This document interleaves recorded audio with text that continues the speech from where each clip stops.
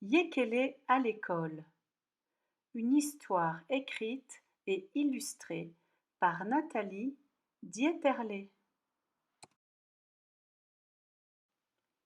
Il était une fois, en Afrique, un petit garçon qui s'appelait Zékéyé. Zékéyé était tout petit. Il était plus petit que sa sœur Ititi, plus petit que le singe de Cocody, plus petit même que le plus petit des arbustes. Ce soir-là, Zékéyé s'est couché tôt. Le voilà presque endormi. Sa maman est près de lui. Écoute-moi bien, lui dit-elle. Tu es grand maintenant. Demain, j'aimerais que tu ailles tout seul à l'école. Dors bien et que tes rêves soient doux, mon petit bambou. Comme tous les matins quand il y a classe, Zékéyé se lève très tôt. L'école est à 2 bonnes heures de marche. Il fait encore nuit. Il prépare ses affaires. Vite, vite, maman le conduit sur la route. Tu vois, c'est très simple. Il suffit de suivre ce chemin. Sois sage et travaille bien. Au revoir et à plus tard, mon petit roseau. Mais au coin de la rue, juste à la sortie du village, assise sur un vieux tabouret, Mamie Bambou l'attend. Elle lui met une petite touche de poudre rouge sur le front pour écarter les mauvais esprits.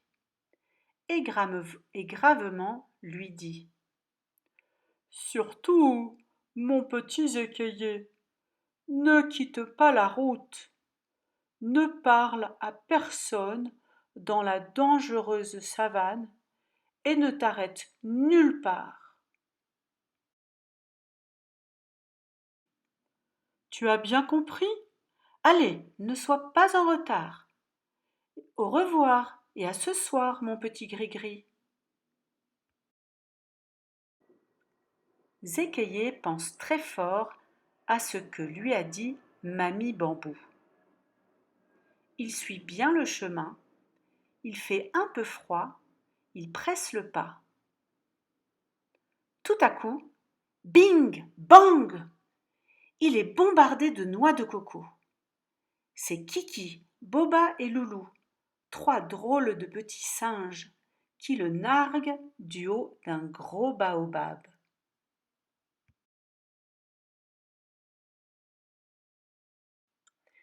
Ils vont voir ce qu'ils vont voir, se dit Zékéyé.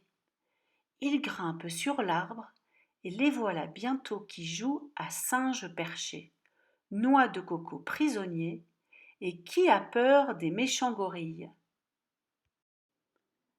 D'arbre en arbre, de jeu en jeu, le chemin est de plus en plus loin derrière eux.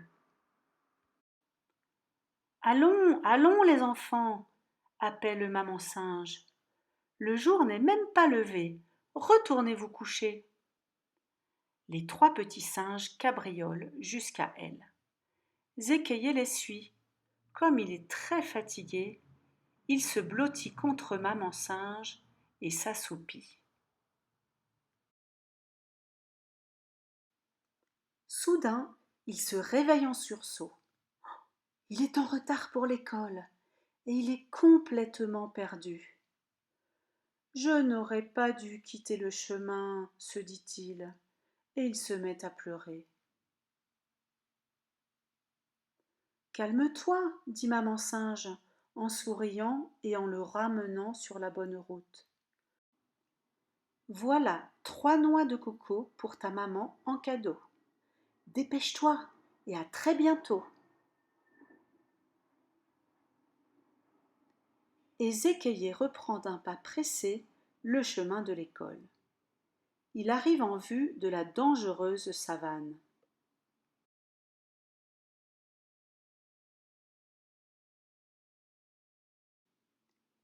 Zékayé, Zékayé, persifle d'étranges voix derrière les herbes.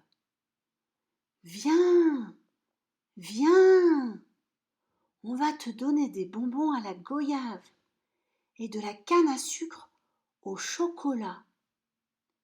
Zékayé se rappelle que Mamie Bambou lui a dit de ne parler à personne dans la savane. Mais quand même, il a très envie de bonbons à la goyave et de canne à sucre au chocolat. Zékayé hésite un peu. Il glisse un pied, puis deux. Dépêche-toi, Zékayé, dépêche-toi, sinon on va tout manger, insistent les voix. Zékayé avance encore. Il s'enfonce dans les herbes, de drôles de formes apparaissent. Horreur! 4 terribles serpents se dressent et l'encerclent, prêts à le mordre. Mais d'un mouvement vif, Zékayé leur échappe et s'enfuit de la savane. Ouf! Je l'ai échappé belle! J'aurais dû écouter Mamie Bambou. Une peau de serpent barre le chemin. Je vais la garder pour me souvenir du danger et l'offrir à mon papa, pense Zékayé. Le jour se lève. Ouh là là!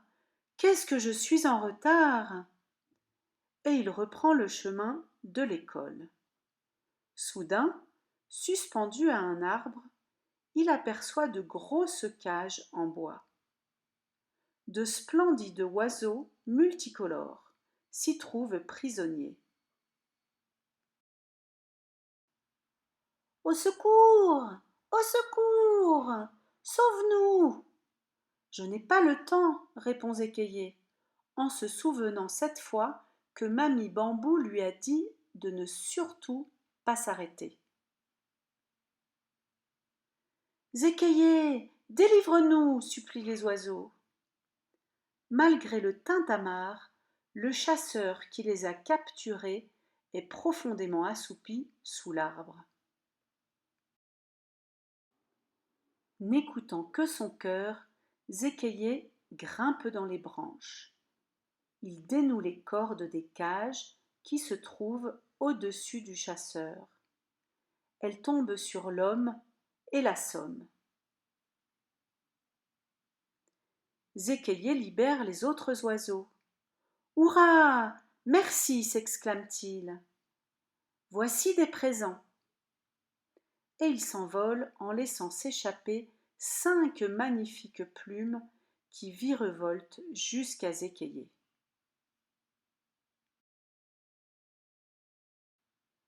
Qu'elles sont belles! Je les offrirai à ma sœur, Lila, décide Zékayé en les mettant dans son sac. Le jour maintenant est tout à fait levé. Oh là là, cette fois-ci je suis vraiment trop en retard, se lamente-t-il. Il s'assied au bord du chemin et se met à sangloter.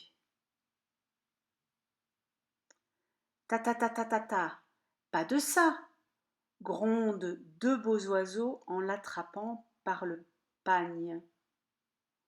En 2-3 coups d'aile, Zékayé se trouve transporté juste devant l'école. La cour est déserte. La classe a commencé. Zékayé frappe à la porte et entre. Tout le monde le regarde. Monsieur Coutoulou est très en colère.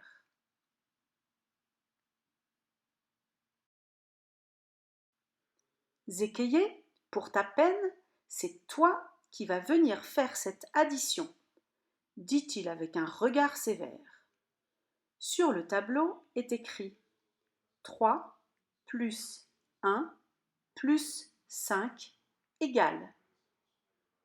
Eh bien, j'attends, gronde le maître. La classe entière retient son souffle. Zékayé s'avance et réfléchit. 3 noix de coco pour ma maman, plus une peau de serpent pour mon papa, plus 5 plumes d'oiseau pour ma sœur Lila. Dans mon sac, j'ai 9 beaux cadeaux, pense-t-il. Et il écrit bien gros le chiffre 9 au tableau. Bravo Zékayé, tu t'en es bien sorti. Je suis fier de toi, s'exclame monsieur Coutoulou aussitôt radouci. Et la classe entière applaudit. Enfin la journée s'achève. Tout le monde retourne chez soi. Zékayé reprend seul le chemin qui mène à sa maison. Cette fois-ci, il ne s'arrête pas en route. Il a hâte de rentrer. Bientôt, il distingue les premières cases du village. Au bord du chemin, il aperçoit Mamie Bambou qui l'attend, assise sur son vieux tabouret. Il a tant de choses à lui raconter.